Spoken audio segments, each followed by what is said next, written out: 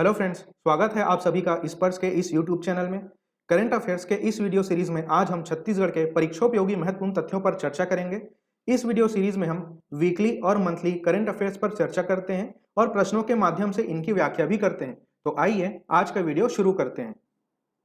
आज का हमारा पहला प्रश्न है, 15 अगस्त 2021 को छत्तीसगढ़ के मुख्यमंत्री भूपेश बघेल जी ने सरगुजा संभाग में निम्न में से कौन सा नया जिला बनाने की घोषणा की है। और इस प्रश्न के लिए हमारे विकल्प हैं मनेन्द्रगढ़, मनेन्द्रगढ़ चिरमिरी भरतपुर, मनेन्द्रगढ़ चिरमिरी या मनेन्द्रगढ़ चिरमिरी सोनहत। इन चार में से आपको बताना है कि सरगुजा संभाग में से एक नया जिला बनाने की घोषणा की है और उस जिले का नाम क्या रखा जाएगा, सिर्फ यही आपको बताना है।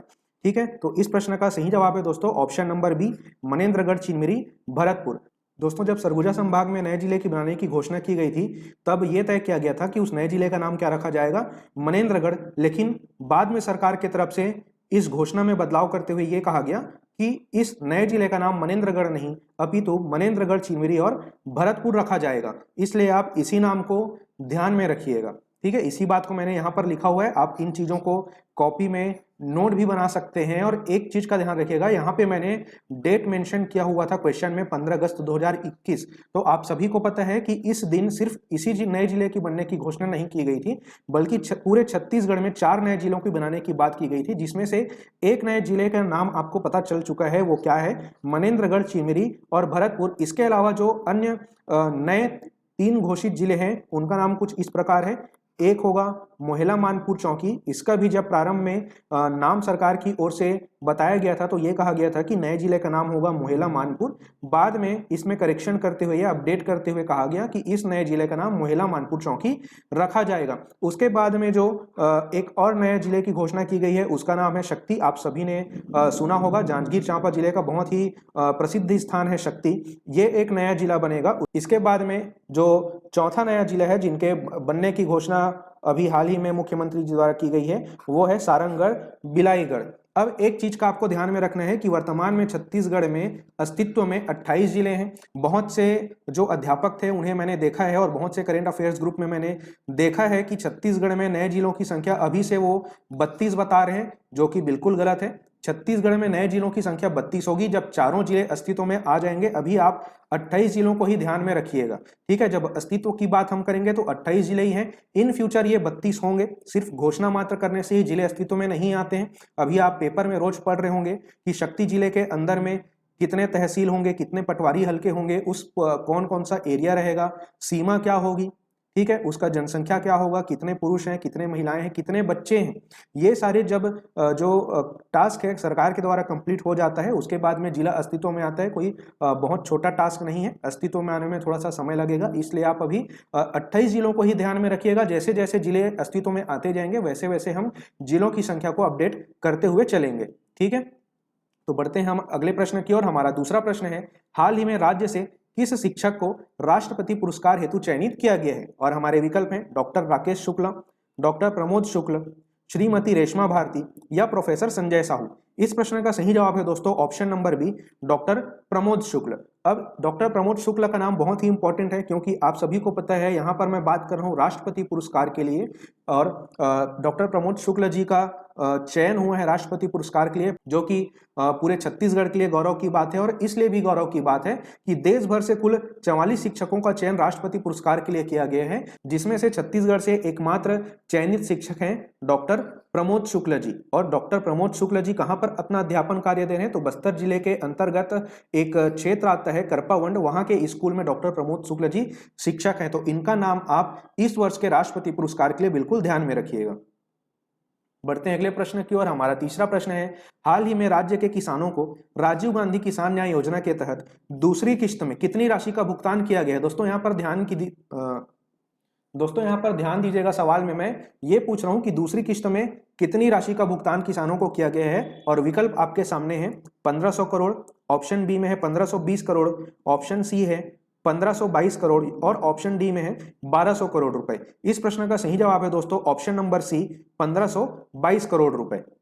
दोस्तों आप सभी को पता है कि 20 अगस्त को हम राजीव गांधी जी की जयंती को सद्भावना दिवस के रूप में मनाते हैं और इसी दिन पिछले खरीफ वर्ष अर्थात 2020-21 के लिए किसानों को न्याय योजना के तहत दूसरी किस्त की राशि का भुगतान किया गया। साथ ही आपको यह भी ध्यान में रखना है कि अभी जो वर्तमान में खरीफ वर्ष है, इसके लिए न्याय योजना के तहत किसानों को 4 किस्त में 5,703 करोड़ रुपए का भुगतान सरकार के द्वारा किया जाएगा। अब हम पिछले खरीफ वर्ष के किस्तों की बात करें तो उसकी पहली किस्त राशि के रूप में किसानों को 21 मई को, जो कि राजीव गांधी जी की पुण्यतिथि है, इस दिन 1526 करोड़ रुपए का भुगतान किया गया था। और हाल ही में दूसरी किस्त कब दी गई? 20 अगस्त, और ये राशि थी 1522 करोड़ रुपए। और हम यदि पिछले खरीफ वर्ष की बात करें तो खरीफ वर्ष 2019-20 में किसानों को 5,750 करोड़ रुपए का भुगतान सरकार के द्वारा किया गया था। और सरकार का ऐसा अनुमान है कि इस योजना के तहत राज्य के 20.74 लाख किसान लाभान्वित होते हैं। अब इस वर्ष राजीव गांधी किसान न्याय योजना में कुछ महत्वपूर्ण बदलाव किए गए हैं। यह काफी बड़ा टॉपिक और बहुत ही इंपॉर्टेंट टॉपिक बनता है। इस बार मेंस के एग्जाम में भी पूछा गया था कि राजीव गांधी किसान न्याय योजना के बारे में लिखिए। वो इसलिए पूछा गया था क्योंकि जब पहली बार इस योजना का जो प्रावधान था उसमें अब बहुत ही बदलाव आ चुका है, शब्दों में बदलाव आ चुका है, प्रक्रिया में बदलाव आ चुका है। तो इसके लिए हमारे संस्थान के द्वारा अलग से एक वीडियो बनाया गया है। उस वीडियो का लिंक आपको डिस्क्रिप्शन में मिल जाएगा, वहां से एक बार उस वीडियो को जरूर देखिएगा। बढ़ते हैं अगले प्रश्न की ओर। हमारा चौथा प्रश्न है, इंद्रावती नदी जल विवाद छत्तीसगढ़ और किस राज्य के मध्य में है? और हमारे विकल्प हैं महाराष्ट्र, आंध्र प्रदेश, तेलंगाना या उड़ीसा। इस प्रश्न का सही जवाब है दोस्तों ऑप्शन नंबर डी, उड़ीसा। तेलंगानी नदी, और इस नदी पर ओडिशा ने हाल ही में बांध का निर्माण कार्य पूर्ण कर लिया है, जिसके कारण इंद्रावती नदी में जल संकट गहराने की आशंका और बढ़ गई है। इसी चीज को ध्यान में रखते हुए छत्तीसगढ़ सरकार द्वारा तेलंगानी बांध के निर्माण को लेकर पिछले 7-8 वर्षों से ओडिशा के समक्ष विरोध दर्ज कराया जाता रहा है। और ये विवाद वापस से अभी सुर्खियों में बना हुआ था क्योंकि ओडिशा सरकार ने इस नदी पर बांध का निर्माण कार्य पूर्ण कर लिया है। तो इस चीज को आप बिल्कुल ध्यान में रखिएगा कि तेलंगानी नदी जो है इंद्रावती की सहायक नदी है।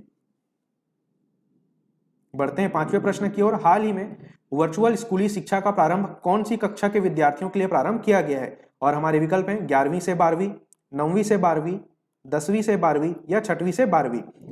इस प्रश्न का सही जवाब है दोस्तों ऑप्शन नंबर बी, 9वीं से 12वीं तक की कक्षा के विद्यार्थियों के लिए।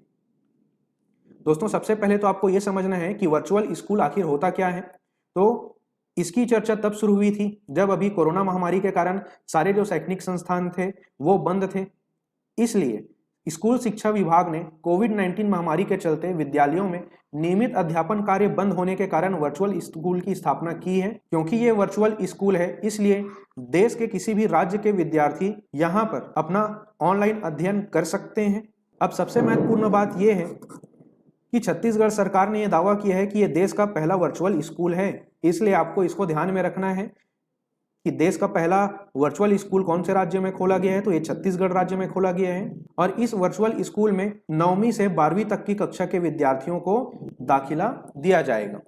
आज का हमारा छठवां प्रश्न है, हाल ही में राज्य के पर्वतारोही चित्रसेन साहू जी के द्वारा किस महाद्वीप की सबसे ऊंची चोटी एल्ब्रुस पर फतह हासिल किया गया? और हमारे विकल्प हैं यूरोप, ऑस्ट्रेलिया, अंटार्कटिका या एशिया। इस प्रश्न का सही जवाब है दोस्तों ऑप्शन नंबर ए, यूरोप। तो आपको इस सवाल से कुछ और तथ्य ध्यान में रखने हैं कि चित्रसेन साहू जी किस क्षेत्र से संबंधित हैं, तो पर्वतारोहण के क्षेत्र से संबंधित है। बहुत ही प्रसिद्ध पर्वतारोही हैं छत्तीसगढ़ राज्य के, और इन्होंने यूरोप महाद्वीप की सबसे ऊंची चोटी पर फतह हासिल किया है। और यूरोप महाद्वीप की सबसे ऊंची चोटी का नाम है एल्ब्रुस। दोस्तों चित्रसेन साहू जी के बारे में अगर आप पहले अध्ययन किए होंगे तो आप सबको पता ही होगा कि देश में चित्रसेन साहू जी ब्लेड रनर के नाम से प्रसिद्ध हैं। और इन्होंने हाल ही में यूरोप की सबसे ऊंची चोटी माउंट एल्ब्रुस पर फतह हासिल कर लिया है। दोस्तों दोनों पैरों के नहीं होने के बावजूद ऐसा करने वाले चित्रसेन साहू जी पहले भारतीय बने हैं। माउंट एल्ब्रुस से पहले चित्रसेन साहू जी अफ्रीका महाद्वीप की सबसे ऊंची चोटी किलिमंजारो और ऑस्ट्रेलिया महाद्वीप की सबसे ऊंची चोटी माउंट कोजिएस्को पर फतह हासिल कर चुके हैं। दोस्तों बारिश के कारण थोड़ा सा वॉइस में डिस्टरबेंस हो सकता है, इसलिए आप प्रश्नों को बहुत ही ध्यान से सुनिएगा। हमारा सातवां प्रश्न है, हाल ही में नक्सलियों से मुकाबला करने के लिए सुकमा जिला द्वारा किस नाम से महिला पुलिस कर्मियों का दस्ता बनाया गया है? और हमारे विकल्प हैं Danteshwari fighters, Mahamaya fighters, Durga fighters या मणिकेश्वरी फाइटर्स? इस प्रश्न का सही जवाब है दोस्तों option number C, Durga fighters. तो यहाँ पर आप देख सकते हैं नक्सलियों से मुकाबला करने के लिए सुकमा पुलिस के द्वारा 32 सदस्यीय महिला पुलिसकर्मियों का एक दस्ता बनाया गया है, जिसे दुर्गा फाइटर्स का नाम दिया गया है। अब ऐसे ही एक महिलाओं का दस्ता आप सुने होंगे जिनका नाम रखा गया था दंतेश्वरी फाइटर्स, लेकिन आपको यह ध्यान में रखना है कि ये दंतेवाड़ा जिले में सक्रिय है, न कि सुकमा जिले में। हमारा 8वां प्रश्न है, हाल ही में राज्य के एकलौते मादा वन भैंसे का निधन हो गया, उनका नाम क्या था? इस प्रश्न के लिए आपके विकल्प हैं खुशी, रुचि, आशा या दीपा। इस प्रश्न का सही जवाब है दोस्तों ऑप्शन नंबर ए, खुशी। दोस्तों गरियाबंद में उदंती अभयारण्य स्थित है, आप सभी को बहुत ही अच्छे से ये तथ्य पता है। और इसी उदंती अभयारण्य में छत्तीसगढ़ के राजकीय पशु वन भैंसा के संरक्षण के लिए प्रोजेक्ट आशादीप चलाया जा रहा था। हाल ही में इस प्रोजेक्ट की एकमात्र मादा वन भैंसा खुशी की मृत्यु हो गई है, जो कि राज्य के लिए एक बहुत ही बड़ी क्षति है। आगामी परीक्षाओं के दृष्टि से भी ये तथ्य बहुत ही ज्यादा इंपॉर्टेंट है, इसलिए आप खुशी का नाम छत्तीसगढ़ के राजकीय पशु वन भैंसा की मादा प्रजाति के लिए बिल्कुल ध्यान में रखिएगा। हमारा 9वां प्रश्न है, व्यक्तिगत तथा सामुदायिक वन अधिकार देने में पूरे देश में छत्तीसगढ़ कौन से स्थान पर है? और हमारे विकल्प हैं पहला, दूसरा, तीसरा या चौथा। सही जवाब है दोस्तों ऑप्शन नंबर ए, पहला। आज का हमारा 10वां प्रश्न है, हाल ही में लघु वनोपज के संग्रहण, प्रसंस्करण तथा विपणन के लिए छत्तीसगढ़ को कुल कितने पुरस्कार दिए गए हैं? इस प्रश्न के लिए हमारे विकल्प हैं 2, 6, 9 या 11। इस प्रश्न का सही जवाब है दोस्तों ऑप्शन नंबर डी, 11। इसी तथ्य को मैंने प्रथम सप्ताह के वीडियो में 10 बताया था, क्योंकि उस स्थिति में जिस भी न्यूज़पेपर का मैंने अध्ययन किया था वहां पर यह तथ्य 10 था। बाद में मैंने कुछ और न्यूज़पेपर से और ऑफिशियल सोर्स से इस चीज को पढ़ा, वहां पर यह तथ्य था 11। इसलिए अब आप इस तथ्य को अपडेट कर लीजिए। और आपको क्या ध्यान में रखना है कि लघु वनोपज के संग्रहण, प्रसंस्करण तथा विपणन के लिए छत्तीसगढ़ को 11 पुरस्कार प्राप्त हुए हैं। हमारा 11वां प्रश्न है, छत्तीसगढ़ राज्य का पहला मॉडल ट्राई फूड पार्क किस जगह बनाया गया है? और हमारे विकल्प हैं लोरमी, कुरुदमाल, तिल्दा या सेमरा, जिसे आप बाबू सेमरा भी कह सकते हैं। ठीक है, इस प्रश्न का सही जवाब होगा दोस्तों ऑप्शन नंबर डी, सेमरा या बाबू सेमरा। न्यूज़पेपर में दोनों नाम दिए गए थे, इसलिए दोनों नाम को मैंने यहाँ पर एक साथ समाहित करके लिखा हुआ है। दोस्तों जैसा कि आप स्क्रीन में देख पा रहे हैं, हमारे प्रश्न में इसी चीज पर चर्चा किया गया था कि छत्तीसगढ़ राज्य का पहला मॉडल ट्राई फूड पार्क कहां पर बनाया गया है, तो बस्तर जिले के सेमरा में बनाया गया है। दोस्तों कुछ और महत्वपूर्ण तथ्य आपको बिल्कुल ध्यान में रखने हैं, वो है कि ट्राईफेड का वन धन सम्मेलन 2021 ये कहां पर आयोजित किया गया था, तो बस्तर के ही सेमरा में आयोजित किया गया था।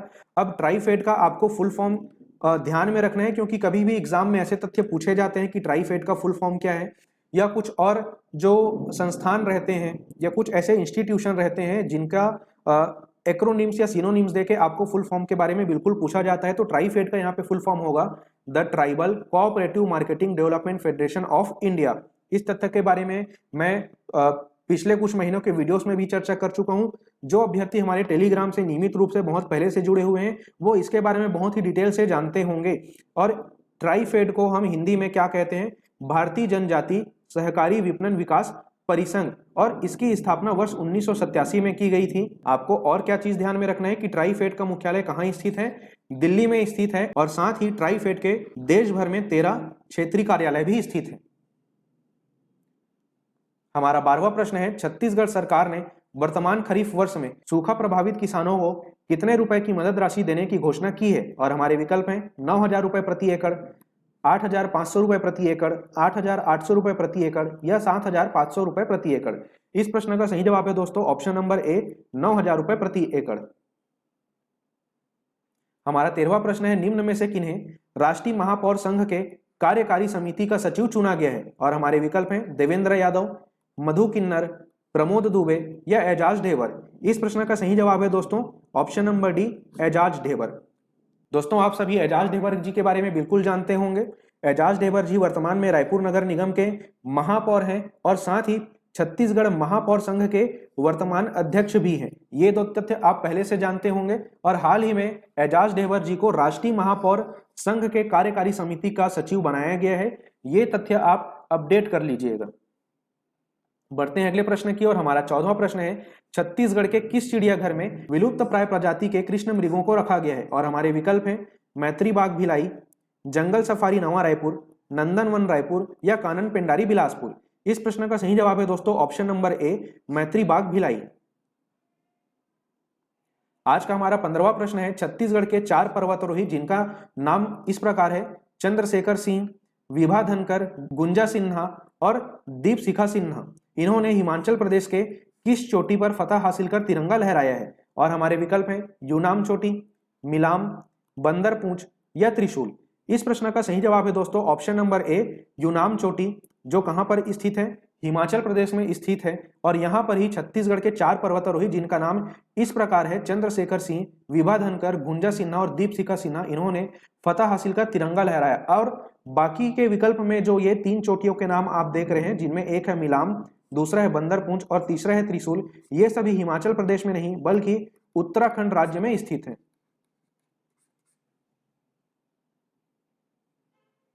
दोस्तों इन 4 नामों की चर्चा हम अभी प्रश्नों में ही कर चुके हैं। अब हिमाचल प्रदेश में स्थित यूनाम चोटी से संबंधित कुछ और विशेष तथ्यों को हमें अध्ययन करना है। तो यहाँ पर आप देख पा रहे हैं कि जशपुर की पर्वतारोही सुमन साहू जी भी हिमाचल प्रदेश की यूनाम चोटी पर फतह हासिल कर चुके हैं।